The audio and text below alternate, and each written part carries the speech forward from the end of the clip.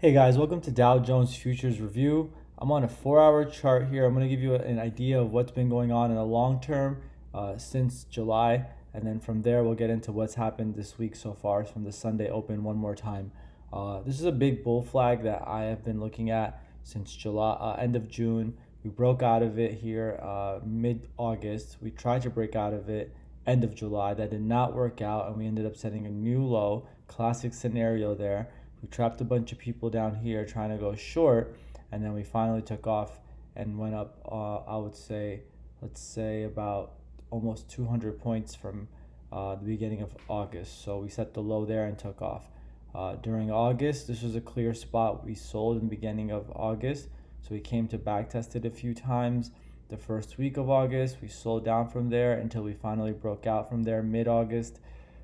We came back down as close as we could get last Thursday before setting some new highs more recently. Now, pertaining to this bull flag, you can see we broke out of it, back tested it once, twice, three times, and a fourth time. So if we come back down there, it's not looking good, but I wouldn't necessarily be shorting. I'd be looking for a sell into it and then some type of recovery above to go long. But that's not the scenario right now anyways.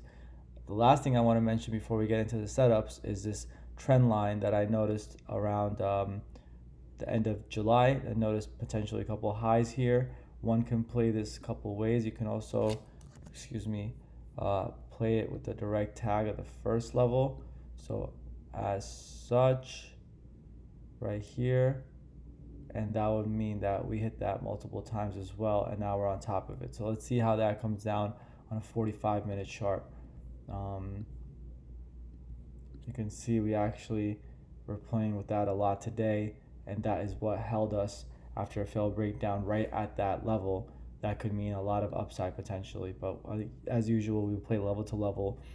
Since the Sunday open, all we got was a sell, the failed recovery try here overnight Monday that did not work. Came down, bounced at this level, and just continued selling. A little bounce here Monday morning and continued selling into the Monday evening. Another bounce at this level. Not much to do here at all until eventually later on we got a little level to level setup here. A failed breakdown at 8 p.m. That was a quick one. Afterwards, we sold. We set up another failed breakdown that kind of fizzled out and didn't really get much traction. And then 3 a.m., which happens a lot, we got the perfect setup. We got a dip below this right here, consolidated at that level 15 minutes, and then at 3:30 we popped, got a second entry chance at 3:45, and then from 45.26 to 45.53 we went up almost 30 points today. The other setup I had here is this green line. It was a reclaim of this level. Clear low was set here, multiple lows. We undercut them. We tried to push above. We set another low. So there was an active failed breakdown here. And then we continued to try to push at this level, hovering above it and below it all morning.